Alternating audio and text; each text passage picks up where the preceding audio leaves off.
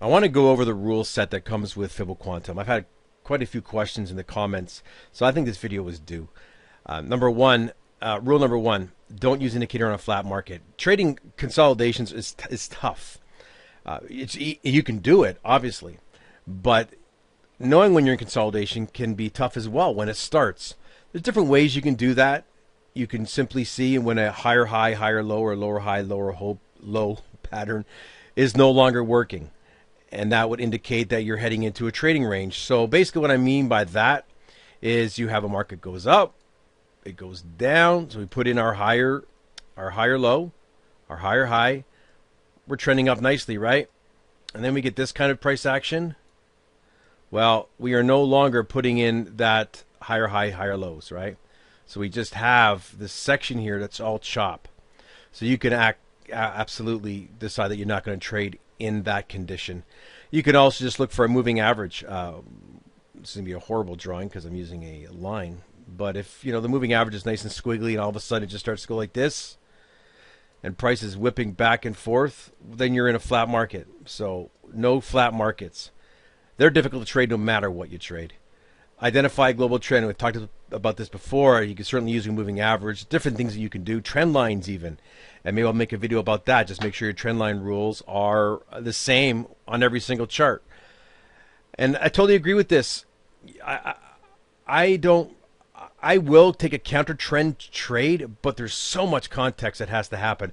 I need to see a market that's doing something like this, right? It's a stair stepping up, and then it rockets to the side. And I don't just short when I see something like this, right? I need something to see something like this. So let's put this little mark here for a high. I need the market to do something like this. Come back down, pop up, and then close strong. Then I will take a short because of this momentum move up. It's more of a capitulation type of move, right? An exhaustion. Only take counter trend trades when price action is showing you that it's strongly overextended. I'm talking price action, not an indicator. Indicators can stay oversold or overbought longer than you can stay solvent. Number three, watch the news. Again, if you're swing trading, that's going to be difficult because you're going to have to ride through that stuff anyhow. You are certainly not going to be in a trade and then have something like the FOMC happen or those releases there or non-farm payroll or something and get out of your market. It doesn't make any sense, right? This is more for day traders. It's better to enter a trade when there are no new... Oh, absolutely. Or low importance. If you're already in a trade and you see that there's a highly important announcement coming, exit the trade as soon as possible. Well, again, you can certainly do that. But, if just be careful. Let's say your trade is, mega in profit and, you're going to have to figure out how to do this yourself, quite frankly, what you're comfortable with. I got a big comfort zone for being in trades when news comes out. I trend trade and I position trade. So I will live through stuff like this. Let's say I'm in this trade here. And it's doing well, and I get this kind of a pullback. I don't really freak out when I'm here. When you start doing stuff like that, you start losing some huge returns. Number four is don't open up a new trade. So if you have a buy setup and you enter that trade, and you're long here, and then the market does what it does, right? Up and down, it goes up and down, and then you get another buy up here. Do you enter it? You don't have to. Ignoring this rule would break one of the very important, and it does. But what if you've already taken your initial trade and you've maybe scaled out at one of the profit targets, or you trailed your stop up, so you've actually taken risk out of the market? This is a good rule for most people, but for traders that are totally understand risk and they totally understand trade management, you could pretty much, make up your own rule, number four, until the previous trade that's supposed to be has been closed, or, you could write that, or your trade that you are currently in is in profit and there's no risk in that trade. Okay, you can do that well. Enter trades only when the price reaches the buy entry or within the generated. This is where some confusion has happened. when it plots out, you get these lines like this. Well, you can only take the trade if price reaches this area before it stops printing this line. It's not a repaint. It's just making sure that price is going in your favor. And you can see that if you just see this here and you say you're going to jump into it, and then you see over here we reach it, but the conditions that set this setup up, right over here, this whole thing, not just the sell entry but the buy entry as well, the conditions that set it up may no longer be present, and that's why it stopped printing. So be very careful about that.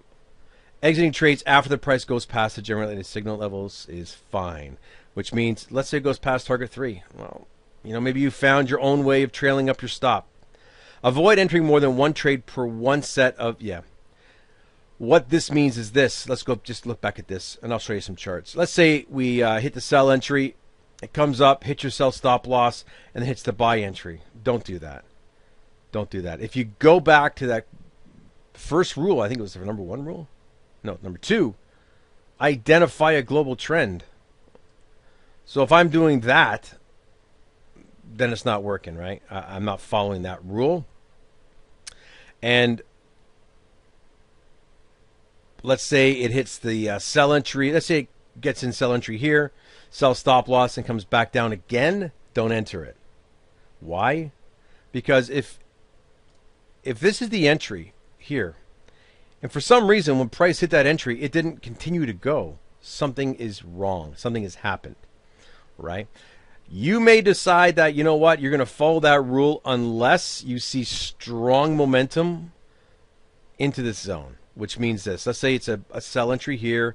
Price kind of slowly works back up and then hammers down into it. You may have decided to do a rule that will allow you to enter that trade. Okay, so again, there's rules, and you can also make your own rules that make sense. Now, I know a lot of you like to day trade. I don't. This is a 15-minute chart of the pound yen, and this is a 200 period moving average. It doesn't matter what I use. 200s, you know what? Because of the way these things set up, see how big they are? Like from this buy entry to the sell entry. Now, this is obviously a 15-minute time frame. There's an 84 pip difference. Okay? 84 pips. If I go sell entry, buy entry here, there is a 168 pip difference roughly, okay? You could just get whipsawed around, right? So I like to use a 200 because it stays further away from price and lets all this stuff work out, okay? I've tried 100, I've showed you 100, and I'm just showing you for an example. You can do whatever you like and what suits you.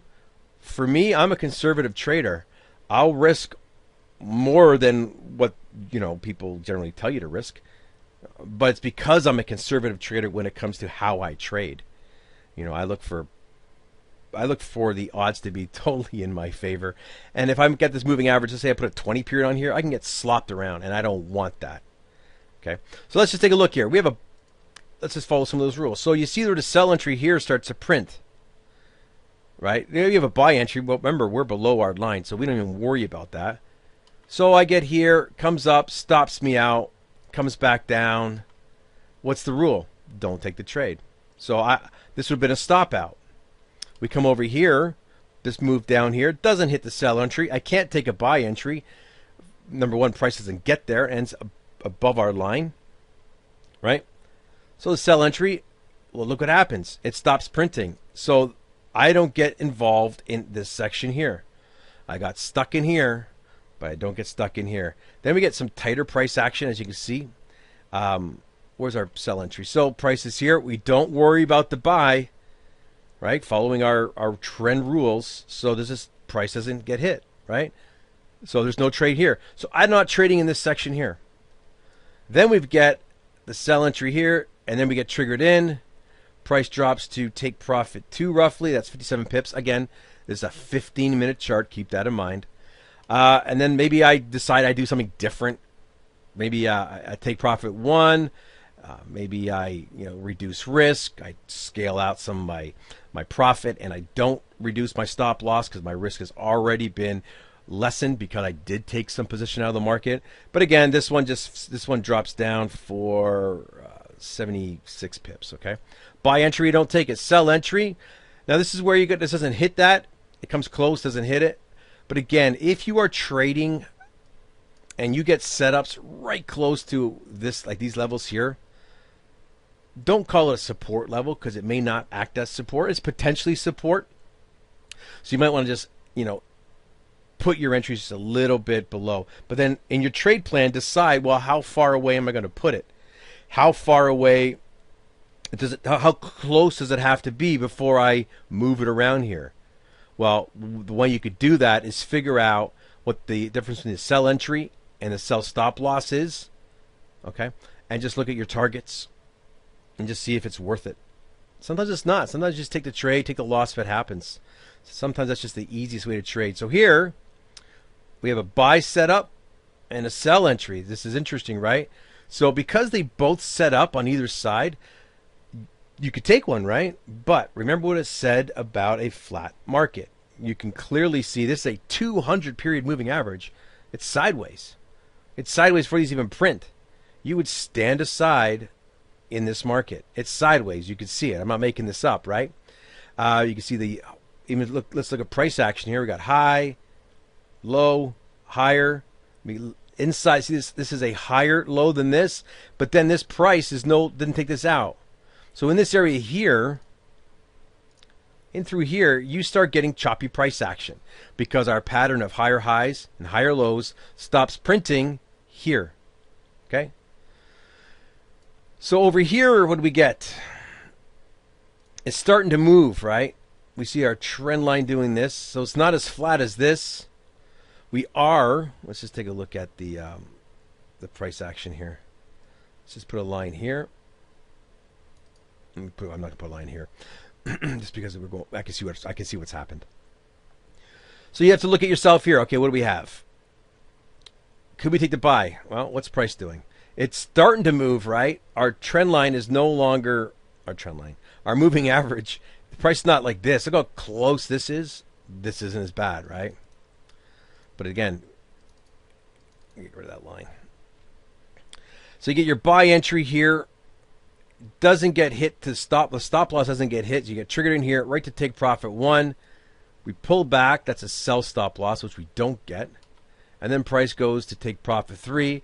And then, like I said, you could, in the rules, you don't have to use these. You could find some other way that you're going to trail the stop. Maybe you got like a 21 period moving average coming up the side. Whatever you're using, just be consistent with. And if you have Fibo Quantum, there's certain things that you can start to figure out for yourself. Anyways, that's what I want to show you, just to go over some of the rules because of some questions I've had. If you are interested, up here is the link. You can pick this product up, start testing it, and see what you think. The key is to make sure that you are not trading every single signal, everything that shows up. Ensure you understand the trend, and as you get more experience, you'll start seeing, exhaustion moves like this that perhaps you kind of say, you know what, I'm not taking any short setup that sets up when this kind of move happens. Okay. Anyways, that's for another video. Thanks for watching.